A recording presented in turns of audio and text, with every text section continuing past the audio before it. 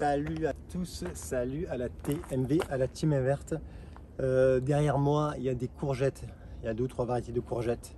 Alors regardez, les courgettes, culture très facile. Si elles ont de quoi manger dans le sol, eh ben, ce sont des véritables lianes. Vous voyez comme elles poussent, elles sont. Le départ, il y a 4 mètres plus loin, hein, au-dessus là. Et ouais, ça m'a tapissé. Il n'y a pas beaucoup de pieds là. Il y a moins de 10 pieds. Il y a moins de 10 pieds, regardez en mètres carrés ce que ça donne. Hein. Là j'ai 10 mètres linéaires, voire plus, sur, et encore que j'ai contrôlé un petit peu. Donc j'ai taillé un petit peu les bouts. J'ai 10 mètres linéaires sur à peu près 5-6 mètres de large. C'est énorme. À la caméra on ne voit pas trop ce que ça représente, mais en tout cas je vous le dis. Et donc, vous voyez, donc, tout ça pour vous dire que ça, c'est une culture facile. La courgette, c'est très bon, ça se conserve bien. Vous avez les courgettes rondes, on peut les farcir, les courgettes longues. Les fleurs, vous pouvez les utiliser pour faire des beignets. Il y en a même qui mangent en salade les jeunes feuilles. J'ai jamais testé, mais je sais que ça se fait. Les jeunes feuilles pas très vieilles, parce que sinon après c'est trop dur, c'est immangeable. Il y a un peu de, c'est du veteux quand même. Mais vous voyez, c'est quand même pour se faire la main, ça c'est très bon. C'est très bon et puis ça se fait tout seul. Il suffit juste d'avoir un sol vivant comme d'habitude. Donc je vais pas vous rappeler ce que c'est un sol vivant, mais en 2 mots quand même un petit peu. Un sol vivant, c'est un sol en fait qui est, comme son nom l'indique, autosuffisant. C'est-à-dire que vous n'avez pas besoin d'apporter de l'engrais. C'est un sol que vous avez préparé en amont et qui va suffire largement à faire vos cultures.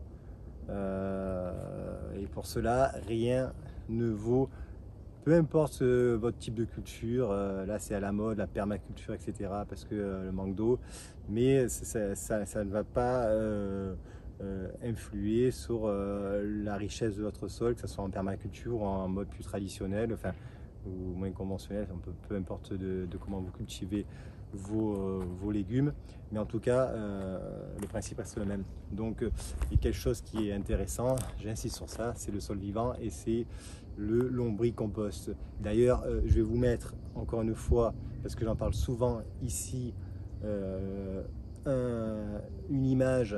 Donc, et ce lombricompost, vous allez pouvoir le trouver, c'est très facile, il n'y a pas plus simple, en vente en 2 jours, livré chez vous à la maison. Un seau de Lombriking, qui est une marque de lombricompost. Et ça, vous voyez, ben moi j'en mets surtout, c'est un espèce de terreau universel, un engrais. Donc ça vient de la digestion des vers rouges. Ce ne sont pas les vers de terre, ce sont des petits vers rouges, des vers de fumier. Et donc tout ce terreau, c'est le rendu de leur tube digestif. Et ça, c'est hyper riche, plein de bactéries. Et avec ça, vous êtes sûr de plus mettre d'engrais et d'avoir ce résultat. Hein. Vous voyez, je vous mens pas. Hein. Moi, ça fait des années que je l'utilise. Donc, quand vous faites vos plantations, vous mettez 2-3 poignées par, ça ne brûle pas de toute façon, hein, 2-3 poignées par plant. Et là, vous êtes sûr d'avoir un rendement et arrêter les engrais chimiques et tout ça. Voilà, de l'organique, du bon. Et voilà ce que ça donne. Bon. Pour faire court, donc je vous disais la culture des courgettes, donc c'est très simple, un sol qui va bien comme dans toutes les cultures et puis vous êtes sûr d'avoir un résultat, donc d'avoir une garantie sur votre résultat. J'ai les cigales qui commencent à chanter là, il est tôt mais elles arrivent là, je vois je les vois pas mais j'entends du moins les premières cigales. Bon écoutez, cette vidéo elle ne veut pas dire grand chose, elle veut juste dire que moi je conseille des cultures simples pour commencer son potager. La courgette, les tomates, les salades, tout ça ce sont des cultures basiques et vous êtes sûr d'avoir, et d'ailleurs si en plus si vous regardez mes vidéos, vous êtes sûr d'avoir des résultats et d'être, parce que dans la vie ce qui compte c'est les résultats. Si vous n'avez pas de résultats, eh ben, forcément ça vous donne plus envie de faire quoi que ce soit. Et là avec ça, ben, vous allez vous régaler. Non seulement vous allez vous régaler, mais en plus vous allez épater la galerie. Donc si la vidéo vous a plu, pensez à vous abonner, pensez à mettre un petit pouce, un like. Et puis je vous dis à bientôt sur des prochaines vidéos. Qu'est-ce que je voulais rajouter sur les courgettes? Ben, je vais vous faire un petit plan là, un peu de plus près pour voir ce que ça donne. Voilà ce que ça donne. Hein. Là, elles sont encore jeunes. Ouais.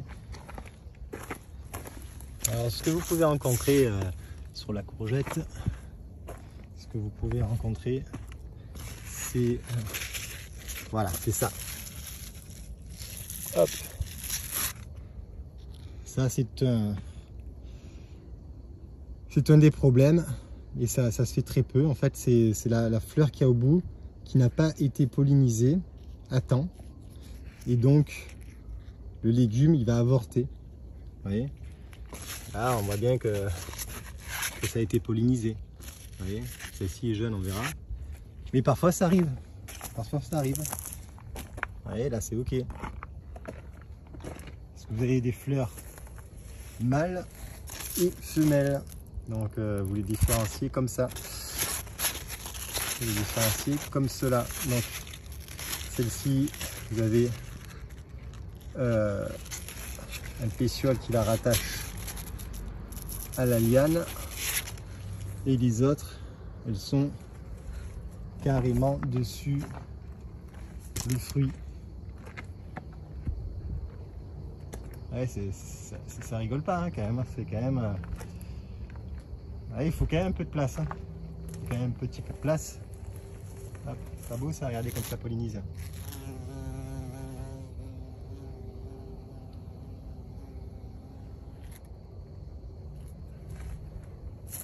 De fleur en fleur.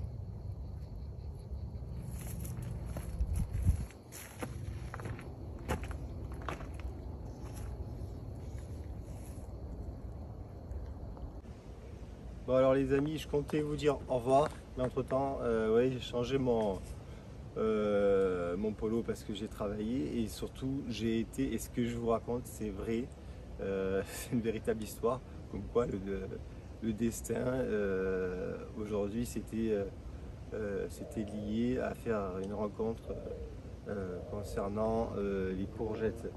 Parce que je vous explique, j'ai un ami qui m'a appelé, qui m'a demandé de lui rendre un petit service avec mon matériel donc, de transport, donc une remorque porte-engin. J'ai été lui chercher, alors cet ami en question, il a un centre équestre et donc j'ai été lui chercher une herse. Vous verrez, je vais vous mettre une photo, ça ressemble à ça. Donc c'est un engin qui est quand même assez conséquent. Ça se manipule pas et ça se transporte pas trop facilement. Donc comme je suis équipé, il m'a demandé de lui rendre ce petit service. Donc j'ai été chercher cette herse qu'il a acheté suite à une annonce chez un agriculteur. Donc là où ça va un peu se corser sur les courgettes et sur la façon de raisonner. Très gentil ce monsieur, donc je vais pas le citer.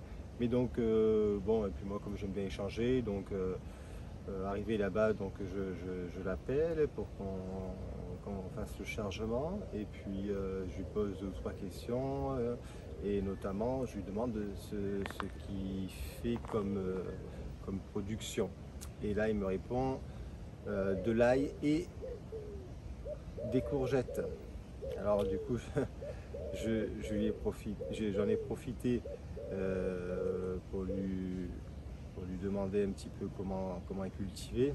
Bon, quand j'ai vu comment il était équipé, forcément je me suis douté que c'était un agriculteur 2.0, c'est-à-dire que c'est des agriculteurs qui, le sol vivant, ils connaissent pas. Hein, donc ce qu'ils veulent, c'est pas trop s'embêter. D'ailleurs, il m'a dit un truc qui vous voyez, ça résume bien. Donc c'est pas que en fait, c'est pas que la faute à l'époque des gens, les années 50, 60, 70 qui vendaient des engrais, plutôt les années 70, les années 80, qui vendaient des engrais aux agriculteurs, donc les commerciaux qui les bourraient d'engrais, en leur promettant monde de merveille. C'est vrai que ça fonctionne, hein, c'est comme une personne qui est addict à une drogue, on lui donne cette drogue, forcément, hop, il va avoir du tonus. Et là c'est pareil. Donc ils leur vendaient ces engrais et puis finalement ils ont fracassé leur sol et ils n'ont plus de sol vivant. Et donc et puis je lui ai demandé s'il mettait un peu de fumier, des choses comme ça, s'il amendait. Il me dit oui, j'en ai mis, mais bon, après le problème c'est qu'il y a des herbes, il faut désherber, c'est de la main d'œuvre. Bon, c'est pas lui qui le fait parce qu'il y a une grosse exploitation, mais bon, vous voyez, c'est toujours ce rapport. En fait, il n'y a pas que ils raisonnent, argent. Alors c'est sûr que oui, il faut que ce soit une activité rentable, mais avant ça fonctionnait. Ils en mangeaient bien, ils nous produisaient des bons légumes et des bons fruits. Ça peut encore fonctionner. C'est juste le mécanisme à revoir. C'est pareil, ces équipements, il a des tracteurs, ils font la taille de 2 immeubles. Et donc cette herse, donc ce qu'il faisait avec, je dis alors qu'est-ce que vous faisiez avec cette herse? Ben, il me dit ben, ça sert à travailler le sol. Ben, je sais ce que c'est, hein, une herse. Bon, mon collègue qui a le centre équestre, lui, il va s'en servir il a des manèges, donc il va s'en servir et des carrières donc pour régler le sable et que ça reste comme un billard, que ça soit bien net, voilà, pour faire ses entraînements et ses concours d'obstacles, etc. Bon, pour revenir à cet agriculteur, donc il est suréquipé, il a des outils pour éclater et défoncer le sol. Et donc, ce qui me fait dire que il est en agriculture forcée, c'est-à-dire que il n'aurait pas besoin, de défoncer son sol à chaque fois. Un bon sol, je le dis, je le redis, on peut planter juste avec la main. Pas besoin de plantoir, juste hop, avec 2 doigts, on fait un trou. Enfin, je peux exagérer dans son cas, lui précisément, c'est sur des hectares et des hectares. Mais en tout cas, pour vous parler de la nature du sol, il n'a pas besoin, il ne devrait pas avoir besoin, si son sol est prêt à recevoir quelconque plantation, il n'a pas besoin de prendre un engin et de bouleverser ce sol, de le décompacter. Donc c'est que son sol n'est pas bon. Donc voilà, donc son équipement pas bon, sa manière de cultiver pas bon. Et puis bon, j'en ai profité pour lui demander s'il avait des courgettes, c'est le sujet de la vidéo qui a avorté. Et c'est là où vous voyez, alors lui ça doit être la 2e ou 3e génération qui a repris la ferme, et il me répond ouais, c'est souvent c'est l'oïdium ou le mildiou. Alors déjà l'oïdium ça m'a estomaqué, bon j'ai rien dit, hein. Et le mildiou sur les courgettes, moi j'en ai jamais vu, hein. Donc vous voyez, donc comment vous voulez qu'ils fassent un bon boulot si maintenant c'est des hommes d'affaires et ils ont que l'argent en tête. Non mais le fumier après c'est plein de graines, il y a des graines qui vont germer et il faut désherber.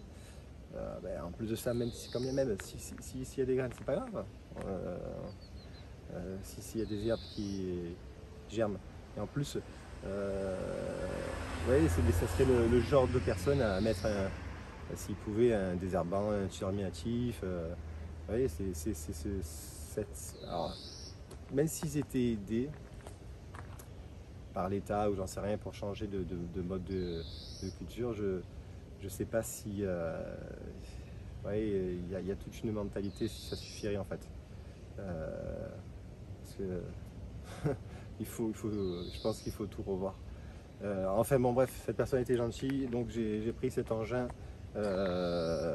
Et donc ce qui est marrant c'est que vous voyez, j'ai fait un aparté, mais je comptais vous dire au revoir et il m'est arrivé ça quelques minutes après finalement.